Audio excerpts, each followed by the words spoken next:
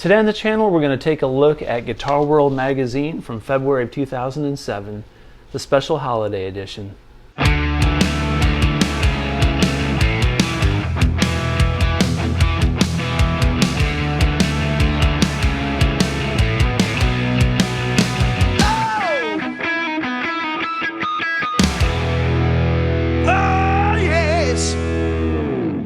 Welcome back to the channel. Today we're going to take a look at Guitar World from February of 2007. This is the Reader's Poll Holiday Spectacular from, well, 15 years ago. So let's check it out. Got Zack on the cover.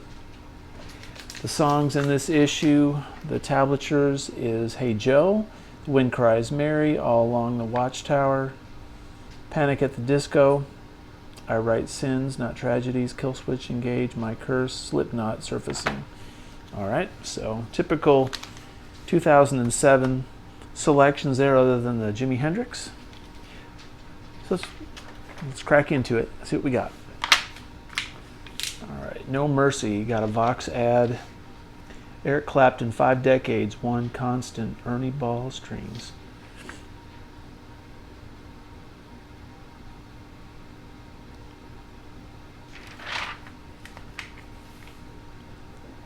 Levi Straps.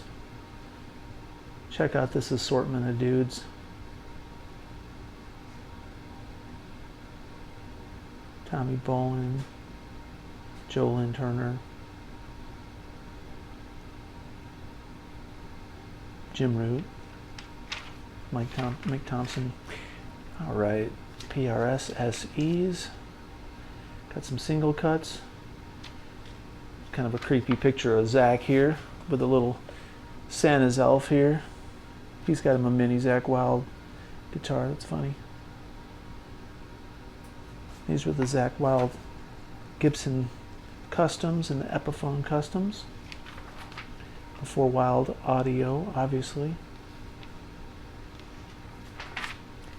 Check out Satriani advertising this little PV here. Little JSX combo amp. I never knew they had the JSX combo. I saw a JSX 100 amp for sale at a music store a couple weeks ago for 650 bucks. I really wanted it, but man, I don't need any more amps. Those are good amps, JSX. Check out this H.R. Geiger influenced Ibanez. That's pretty cool. I wonder if those things are collectible now. Looks kind of like Chrome Boy, but H.R. Geiger Chrome Boy. John 5s. He was even playing the tellies back then.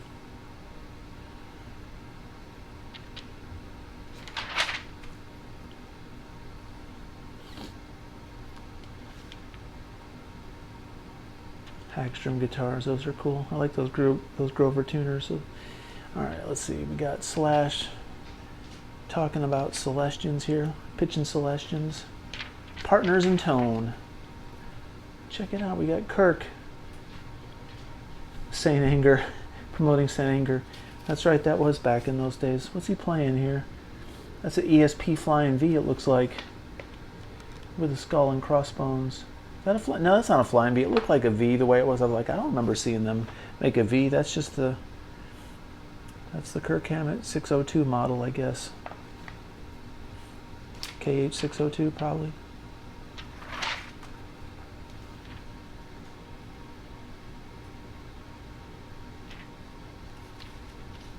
Eminent speakers and these Epiphone Blues Customs.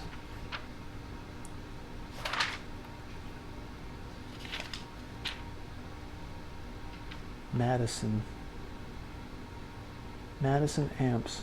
Huh. Never heard of them. It's funny how so much stuff changes but stays the same over the years. Look at this little micro tuner. Sounding board. People still writing letters in the days of email and internet. Let's see what we got here. Paul is Dude. I'm a big fan of your magazine, especially the CD-ROM. Not only do I enjoy watching guitarists show their licks, I also dig Paul Riario's gear reviews. Man, that dude is talented. I salute you. I need to dig out some of my CD-ROMs. I've got some old CDs that a couple friends gave me from guitar magazines that have a bunch of content. That was cool when they put CDs out, but that was before YouTube really took over. It's funny how that media was the thing. Check this out. We got Ed and Dave here. Could this be magic? Eddie Van Halen looks to reunite with Diamond Dave for the '07 tour. Wow, so they're talking about the '07 tour in this February '07 magazine. Let's see what he says here. After a false start just over 10 years ago, the moment die-hard Van Halen fans have dreamed about is finally arrived, or has finally arrived. Edward Van Halen has put past differences behind him and invited David Lee Roth to rejoin the band in '07 for a summer tour and possibly more. I'm telling Dave, dude, get your ass up here and sing, bitch. Come on, says Van Halen. As it stands right now, the ball is in Dave's court. Whether he wants to rise to the occasion is entirely up to him, but we're ready to go. Although Roth has neither confirmed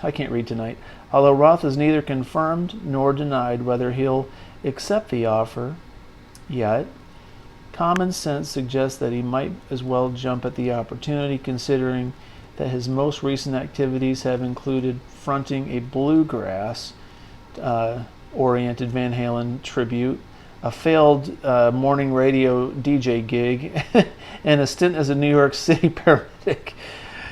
As recently as last May, Roth expressed considerable enthusiasm about a potential Van Halen reunion, telling Billboard magazine, "I see it absolutely as an inevitability. I definitely see it happening.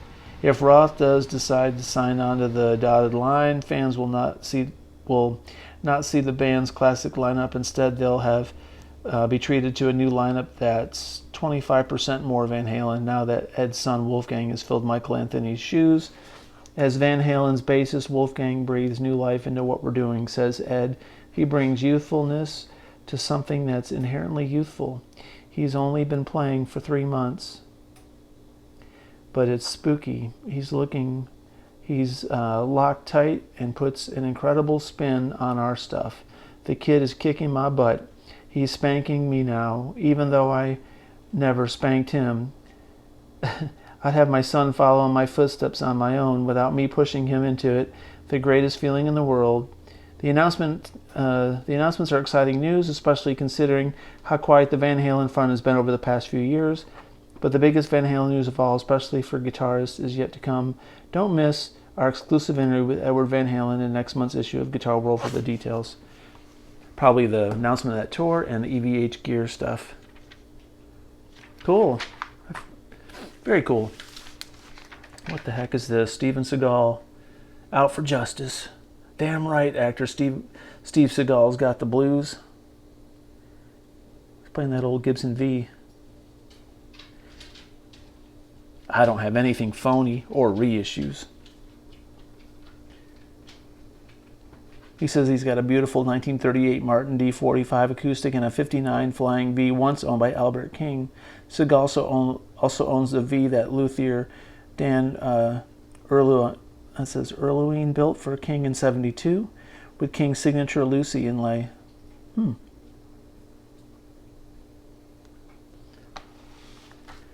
Alex Skolnick. What we got here with Paul Stanley? What influenced you to first pick up the guitar? To me, the guitar was an essence of and the vehicle to deliver rock and roll. It always is in my mind, and being a singer was great, but a singer with a guitar couldn't fail. What's your favorite piece of gear? Any of the guitars that I've designed, the Washburns that I'm doing now, the Paul Stanley ones are great guitars. Of course, he's going to say the ones he's making now. Gotta sell those. I like Paul though. Paul's a cool dude. I've been on a Kiss kick for a while. I don't know what it is, but I have been. See Dragon Force, Herman Lee.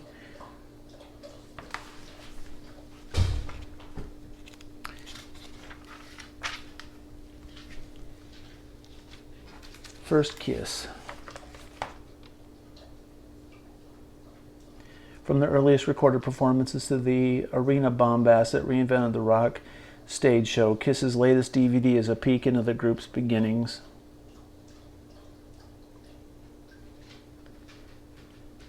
It's funny how so little time has passed, but you know, they were releasing a Kissology DVD. All right. Wacky Magic. Let's see what we got here. Check out this month's CD-ROM for videos showcasing the making of the Blackie replica. So there's the Eric Clapton Blackie replica. It may be a mongrel, but what a pedigree, Blackie. Eric Clapton's famed Stratocaster is no off-the-shelf Fender, but a bespoke axe that the guitarist built from 3 second-hand Strats in the early 70s.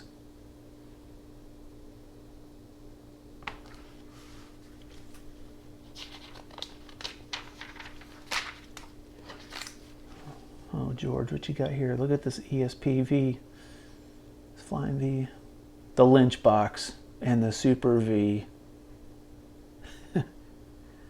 Did they call that amp the Lynch box? I do not remember. Look at these guys. OK Go. Fancy footwork. Deftones.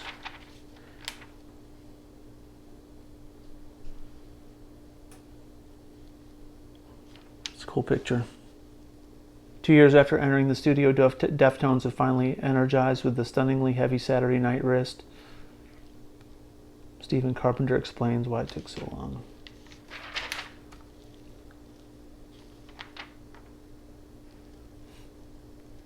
Kerry Kelly with Alice Cooper.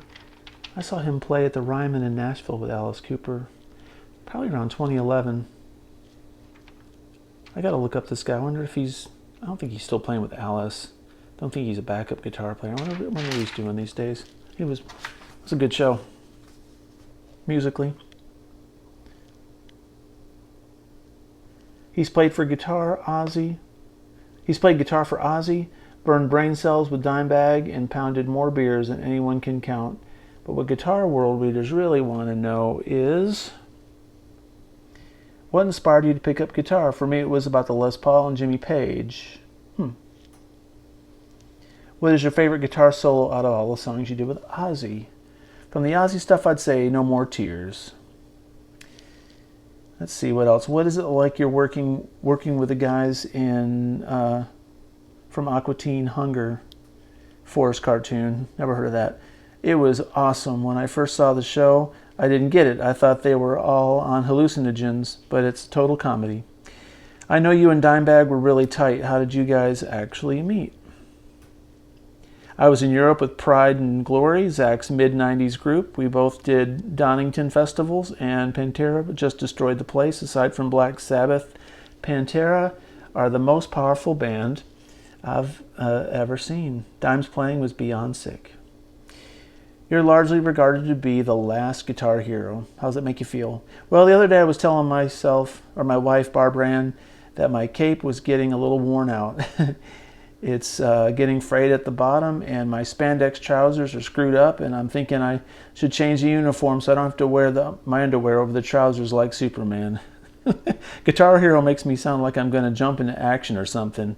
Put it this way, if I can inspire 14-year-old kids to pick up the guitar the same way Eddie Van Halen or Randy did to me, then I'm all for it. I've got an Epiphone Les Paul with your EMGs and PV Triple X head with tubes.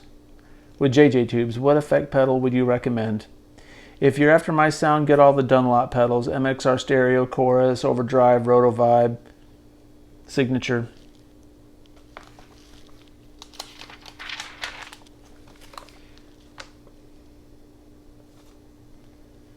It seems that you've mastered your craft, although I've read that you say you're not. You're always trying to get better. Right now, what aspects of your playing are you working on? I just bought a John McLaughlin video. This is the way I do it. I just try to watch other great players. I've enjoyed hearing how much your singing has changed between Pride and Glory and Shot to Hell. What have you done to make your vocals sound the way they do today? It's like playing guitar. The more you do it, the better you get. You seem to party a lot. When's the last time you really got wasted? What a question. I can't really remember the last time I got so crocked and messed up that I was like, what happened last night? I got so much work to do right now. Also, I got to be honest with you. I'm getting older and I'm kind of over it. I love your music and your look, especially your beard and your beard of doom. How long did it take you to grow it? Just let it go, man. Who gives a crap? Don't cut it. The reason I started growing the beard was because I was tired of shaving every day on the road. How much can you bench? I'll throw like 275 on there. That's about as heavy as I'll go because sometimes I feel like I'm getting tendonitis in my elbows. I'm definitely not throwing 500 pounds up there. You and Dimebag had adventures, but if you had to choose, what would you do? What would be your favorite memory of Dimebag? Definitely up the truck, us in the truck. That was the effing best. I was driving and Dime was in the passenger side. I ran over like 10 stop signs and fences. A park we were going to like 20 miles an hour and slamming it into reverse and back into gear. I thought the car was a rental, but it was Dime's manager's wife's car. She bought it the day before. This was some quality stuff. They were so stealth that I left a trail of broken stuff and mailboxes that led right to Dime's house. When the cops came down, they already had my license plate because I'd fallen off the front bumper. Or had fallen off the front bumper. Jeez.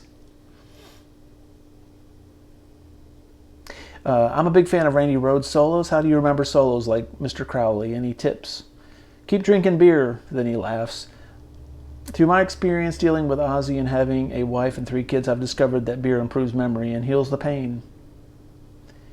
When you first joined Ozzy's band, you looked like mostly like Fabio. I bet you were pulling a ton of chicks. Do you attract different kind of women now that you look like a dirty biker? You mean since I've been working at the gay brothel, I've been attracting some stuff I don't even have words to describe. He's so crazy.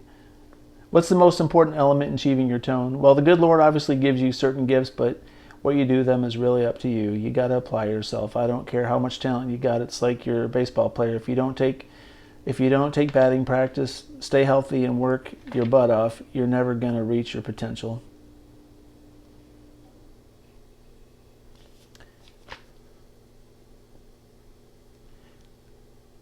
Do you have a wah pedal on all the time or set it to a certain depth to get your perfect pinch harmonics? No, I'll use it for pinch harmonics for the D and G strings, but other than that, I'll never have it on. I just use it for solos. What's your most embarrassing moment on stage? There can't be any embarrassing moments. I'm pathetic. My whole life is an embarrassment. It's like George Costanza. This dude looks kind of like Jeffrey Dahmer. Anyways, check out that Mesa. The Roadster. There's Jimmy. Shunned, ignored, and misunderstood in the United States, Jimi Hendrix travels to England. I love 60s women, man. Look at that 60s chick. They were so classy. I'm on the way to the big time, Jimi Hendrix said to his dad. 1966. Jimi Hendrix was a New York City musician struggling to make ends meet. Still known as Jimmy, he had not yet changed the spelling of his name. Hendrix had adopted the stage name of Jimmy James, and a backup group called the Blue Flames landed a residency at Cafe Wah, a popular Greenwich Village basement club. Along his fans was Linda Keith and the longtime girlfriend of the Rolling Stones, Keith Richards. She quickly became both Hendrix's friend and his champion.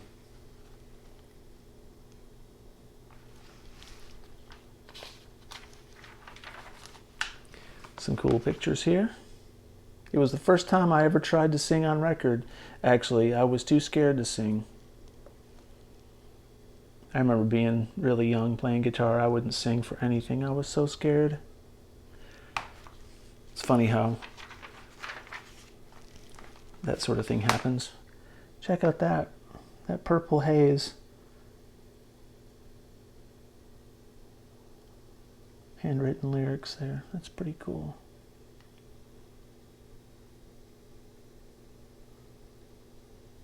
That top left picture is the Monterey Festival.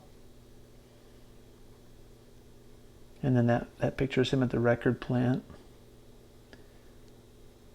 recording Purple Haze. That's the Purple Haze. Handwritten lyrics. Pretty neat. That's a disturbing photo. Thought that bird had holes in it. It's a mockingbird. All right, 2007 Readers Poll winners. Guitar World Hall of Fame. Jimi Hendrix won, 42%. Eddie Van Halen nowhere in sight. Tony Iommi was second. Angus Young third. David Gilmour, then Pete Townsend and Keith Richards.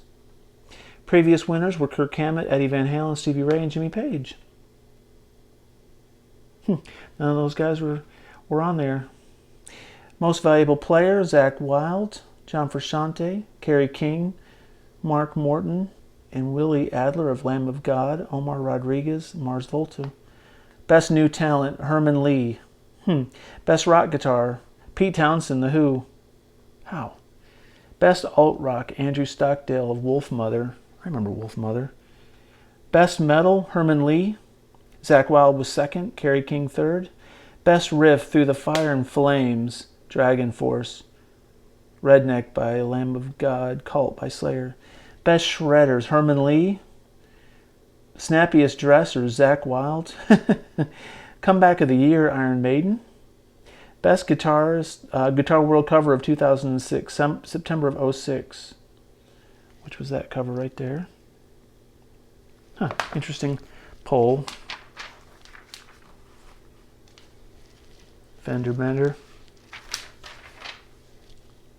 Zack with his GHS boomers. I love GHS boomers, but I started buying boomers because Zack Wilde. They're bright, man. They got a nice bright sound. Tried some DR strings or Dr. strings recently. I was not a fan of the Dr. strings. There's Pete, Phantom of the Opera. From the ruins of his failed rock opera rose to Who's greatest album, Who's Next Now, with the release of the group's new record, Endless Wire. I didn't know they put out a new record. I guess that's when they started to tour and John Entwistle died. Man, enough time has gone by where I forgot a lot of stuff. That BBE Busta Grande is a good pedal. These BBE pedals are solid. Look, there's Pete on that old synthesizer, probably doing Baba O'Reilly or Won't Get Fooled Again. Look at that old soundboard and stuff. Things look like NORAD, like the space station from the 60s. It's crazy, man. All that old analog stuff. It's cool, but man, huge. I love The Who.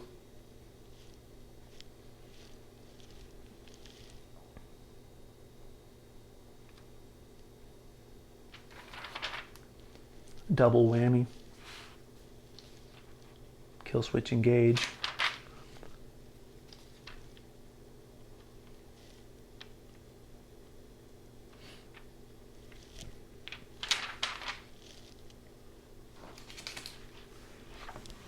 What's this guy playing?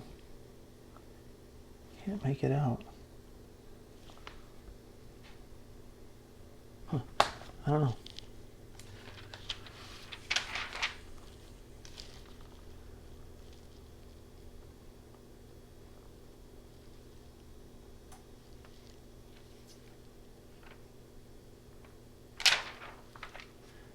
Look at this carving stuff. Man, that's an old picture of Steve Vai.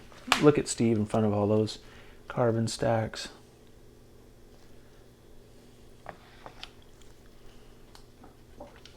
For a teenage guitar player from Long Island, the Carvin catalog was much better than any Playboy magazine.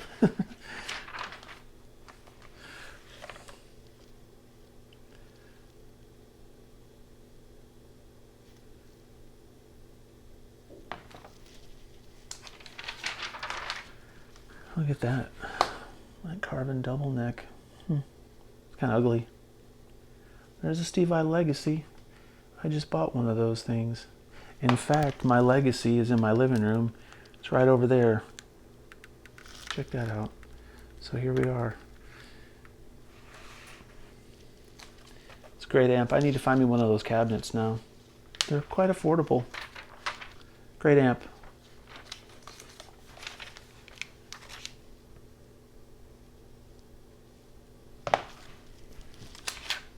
All right, trying to get through this magazine. All right, there's a Allen Holdsworth. Those things are cool. They look very comfortable to play. You can see how the Kiesels kind of transcended from that, I think anyway. Oh cool, look at this. There's Nielsen there with his, one of them Explorers. That's cool looking, man. That's cool. Nielsen's known for launching a worldwide guitar phenomenon that is both timeless and current. Rick's guitars and style are unmistakable, and his personal multi-brand custom collection of guitars are legend for tone, appearance, and producing platinum hits.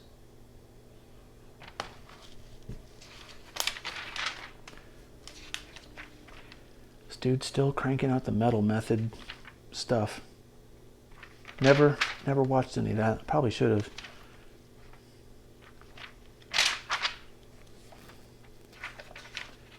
This magazine's thick. It's got a lot of pages.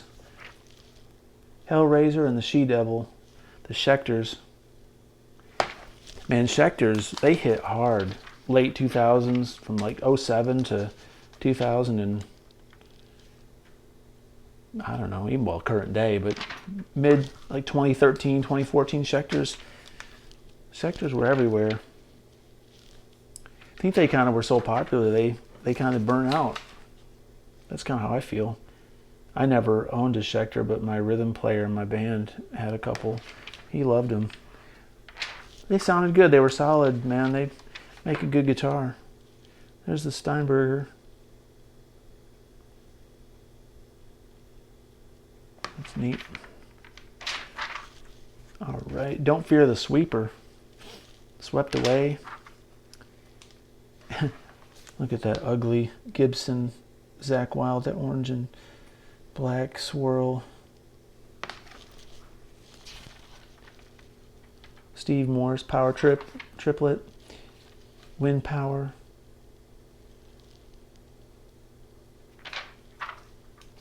Rising Force. Mick Thompson shows you the right way to play Slipknot's grinding classic Surfacing. There's The Wind Cries Mary. I need to check this tab out. That's a great song. I've forgotten some of that.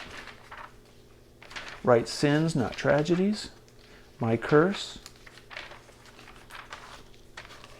Surfacing. Let's get past this tablature. Get towards the end here. We're getting towards the end, fellas. All Along the Watchtower. Hey Joe.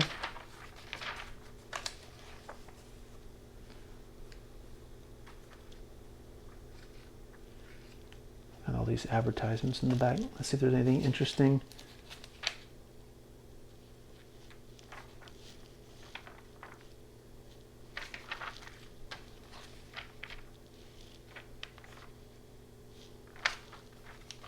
Oh, cool.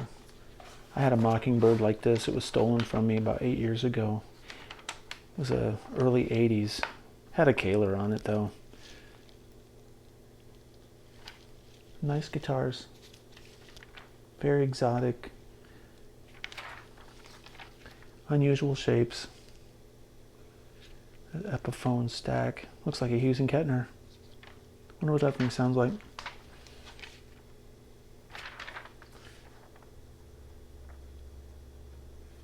That's a cool ESP.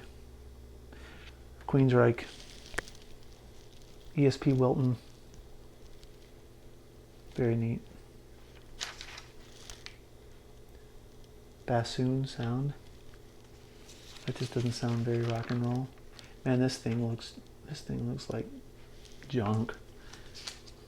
Look at that. Looks like if you just stepped on it wrong, it'd break. That's a cool looking Jackson. Not really a fan of that headstock, but I like how the tuners are in line with the strings.